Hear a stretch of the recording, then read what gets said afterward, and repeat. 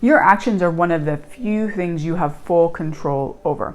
And part of knowing yourself as a performer is knowing and understanding what behaviors or actions align with your optimal performance, and really having identified them, and once you've identified them, then consistently doing them. All too often, when we don't identify them, we kind of have an idea and we kind of know what these are, and they're in our mind, but we haven't actually really maybe sat down and written out what actual action steps or behaviors help us to be at our very best consistently, and then to execute them consistently. Too often we get caught up in the things we cannot control instead of focusing on, okay, what can we control in the various stages and moments of leading up to a competition or within our competition.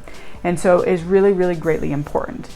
And the way that I usually look at this with my clients is I help them to understand the importance of focusing on the optimal behaviors and action steps that work for them, and generally how things kind of get shifted or influenced based off of how things are going within their performance or their day-to-day lives. So if you think of a traffic light, and you think of a traffic light in terms of your level of performance, so you have red, which would be bad, yellow, which would be okay, and green, which would be optimal.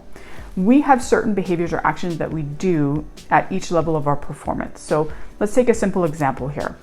For a lot of my clients, when they are in green, when they're performing at their best, they talk more, especially if they're in a team sport, right? They're talking more, they're more vocal with their teammates, and they really have that high level of communication and being very vocal out there.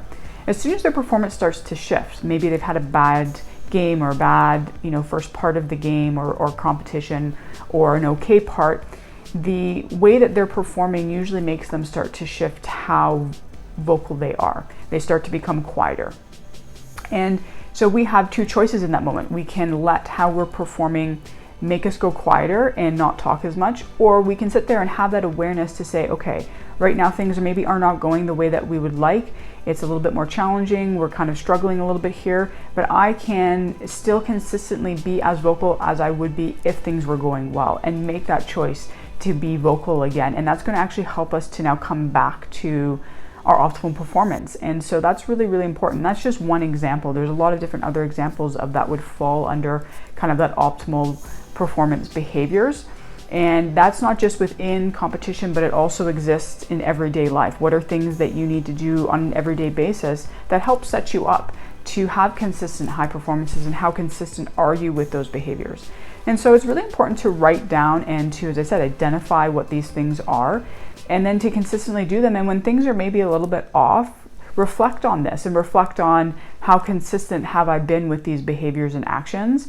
And if I've been off at all, let's really just focus on being consistent again. And again, these things don't necessarily have to be big. In nature, they just need to be kind of these small things that are going to help us to be at our best. As I said, they can be through better communication or more vocal, could be icing, could be meditation, stretching, just various things that are going to help us to be at our best that are associated with actions or behaviors. One thing to note is that an action or behavior is something that someone else could visually see. So it's a little bit different than self-talk. Obviously, self-talk does help our performance, but just for the instance of this thing to focus on, we're looking at the action or the behavior.